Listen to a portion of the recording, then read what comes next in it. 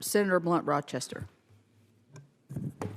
Thank you, Madam Chairwoman and Ranking Member Whitehouse, and also want to welcome the nominees and your families. I'd like to start off by thanking Ms. Kramer for your work on Chairwoman Capito's staff in crafting the Bipartisan Infrastructure Investment and Jobs Act, otherwise known as the Bipartisan Infrastructure Law. I was proud to be a part of that as well on the Energy and Commerce Committee in the House. And the issue of clean drinking water is just paramount.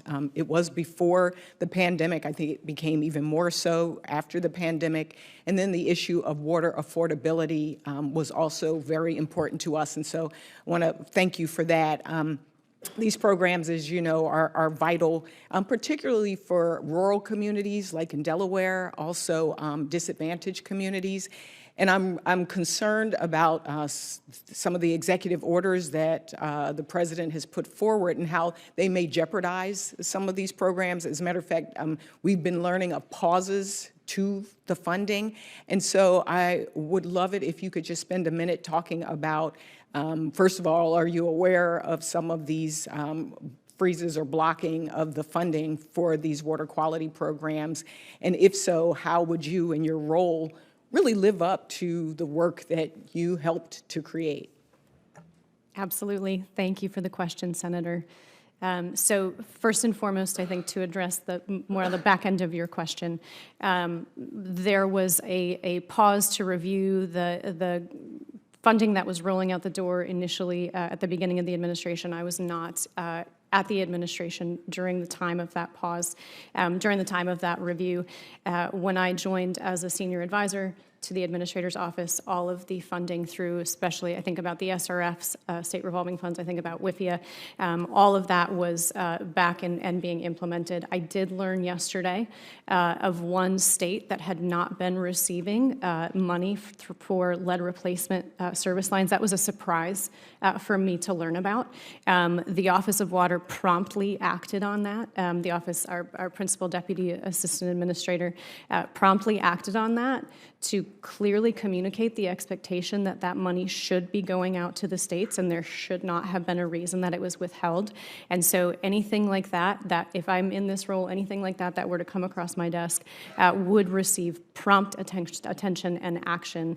As you talked about this funding, especially as it relates to the state revolving fund and the WIFIA program, I think sometimes there's a little bit of confusion about those as grant programs. They're not grant programs. They are loan programs. And so one of the great things, and I think why they've been so fundamental for so many years in this space, is that it gives the opportunities for communities to access those funds and then repay them in a way that does not put them out of business. But I do think if I was confirmed, one of the areas that I would specifically focus on is our provision of technical assistance to those small and rural communities. I'm from central Wisconsin. We're riddled with them. And so ensuring that they have the resources they need to access those funds, that would be a huge priority of mine. We will follow up with you on some questions for the record on everything from water affordability and making sure we had a pilot program that was going to really look at the data. We are concerned about wastewater infrastructure as well, and so would love to follow up with you on those. Mr. Donahue, I have a few questions for you as well. Do you know someone named Trent Morris? I do, Senator, yes. What's your relationship? Trent Morris is my partner. He is here today. Okay. And also, I know that property records show that you lived in the same location in D.C. and in Buffalo. And so I know he also is a part of the administration, the Trump administration. What is his role? Senator, I believe his title is Deputy Assistant to the President and Deputy Director of Presidential Personnel. Okay, and in working in personnel, that office is responsible for aiding, as you mentioned, the President in recruiting and vetting and nominating political appointees.